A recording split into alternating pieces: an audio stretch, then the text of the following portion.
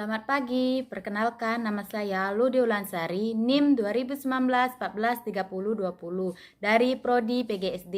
Di sini saya akan menjelaskan tentang hakikat Pancasila sebagai dasar negara dan ideologi negara. Baiklah, sebelum saya menjelaskan tentang hakikat Pancasila sebagai dasar negara dan ideologi negara, saya akan menjelaskan pengertian Pancasila terlebih dahulu. Pancasila berasal dari bahasa Sanskerta yang terdiri dari dua kata, yaitu panca dan sila. Panca yang artinya lima dan sila yang artinya prinsip. Jadi, Pancasila adalah 5 prinsip atau pedoman bagi bangsa Indonesia untuk menjalankan kehidupannya sehari-hari. Di dalam Pancasila terdapat 5 simbol di dalamnya. Yang pertama yaitu simbol bintang yang berwarna kuning dan latar hitam. Simbol ini terdapat pada sila pertama Pancasila yang berbunyi ketuhanan yang Maha Esa. Artinya, bangsa Indonesia percaya dan takwa kepada Tuhan yang Maha Esa. Simbol kedua yaitu simbol rantai. Simbol ini terdapat pada sila kedua Pancasila yang melambangkan bahwa kemanusiaan yang adil dan beradab. Simbol yang ketiga yaitu simbol pohon beringin. Pohon beringin ini terdapat pada sila ketiga Pancasila yang berbunyi Persatuan Indonesia. Artinya, bangsa Indonesia selalu bersatu untuk mewujudkan cita-cita bangsa Indonesia. Yang keempat yaitu simbol kepala banteng. Simbol ini terdapat pada sila keempat Pancasila yang berbunyi kerakyatan yang dipimpin oleh hikmat kebijaksanaan dalam permusyawaratan dan perwakilan.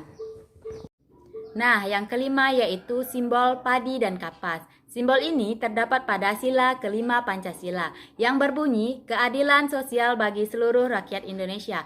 Artinya, bangsa Indonesia seluruh rakyatnya harus mendapatkan keadilan dengan merata. Baiklah, tadi saya telah menjelaskan pengertian Pancasila. Sekarang saya akan menjelaskan tentang hakikat Pancasila sebagai dasar negara dan ideologi negara.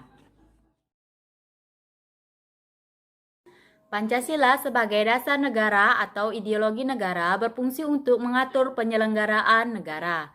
Kedudukan Pancasila sebagai dasar negara yang bersifat yuridis konstitusional dalam pembukaan Undang-Undang 1945 yang merupakan cita-cita hukum dan norma hukum yang menguasai perundangan. Selain bersifat yuridis konstitusional, Pancasila juga bersifat yuridis ketataan negara, yang artinya Pancasila sebagai dasar negara pada hakikatnya adalah sebagai sumber dari segala sumber hukum. Artinya, segala peraturan perundangan secara materi harus berdasarkan dan bersumber pada Pancasila.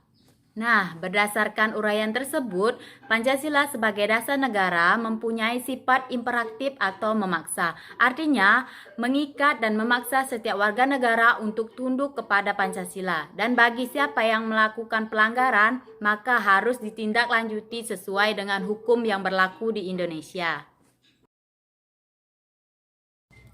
Yang pertama, saya akan menjelaskan Pancasila sebagai dasar negara. Sebagai dasar negara, Pancasila merupakan suatu asas kerohanian yang meliputi suasana kebatinan atau cita-cita hukum, sehingga merupakan suatu sumber nilai, norma, serta kaidah bagi moral maupun hukum negara. Sebagai sumber dari segala sumber hukum dan tata tertib hukum negara Indonesia, maka Pancasila tercantum dalam ketentuan tertinggi yaitu pembukaan Undang-Undang Dasar 1945. Kemudian yang kedua yaitu Pancasila sebagai ideologi bangsa dan negara. Terdapat 2 poin pengertian Pancasila sebagai ideologi bangsa dan negara. Yang pertama yaitu Pancasila sebagai ideologi bangsa adalah Pancasila sebagai cita-cita negara yang menjadi basis bagi suatu teori atau sistem kenegaraan untuk seluruh rakyat Indonesia.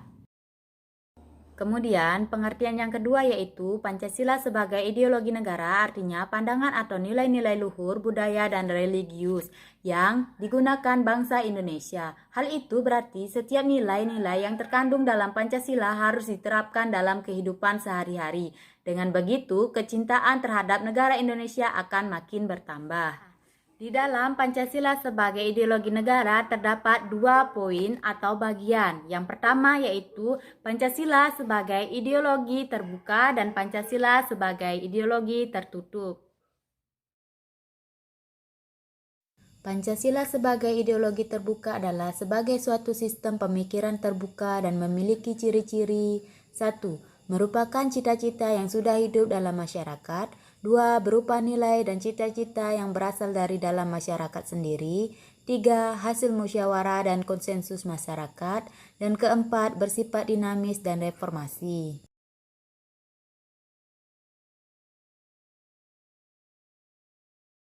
Yang kedua yaitu Pancasila sebagai ideologi tertutup. Artinya, Pancasila mengandung makna yang memiliki kebenaran yang mutlak dan menjadi suatu aturan tertulis yang harus dipatuhi dan memiliki ciri-ciri: 1. Bukan merupakan cita-cita yang sudah hidup dalam masyarakat. 2. Bukan berupa nilai dan cita-cita masyarakat. 3. Kepercayaan dan kesetiaan ideologi yang kaku. Dan keempat, terdiri atas tuntutan konkret dan operasional yang diajukan secara mutlak. Baiklah, itu saja presentasi yang bisa saya sampaikan. Jika ada kata-kata yang salah, saya minta maaf pada Tuhan, saya mohon ampun. Sekian dan terima kasih.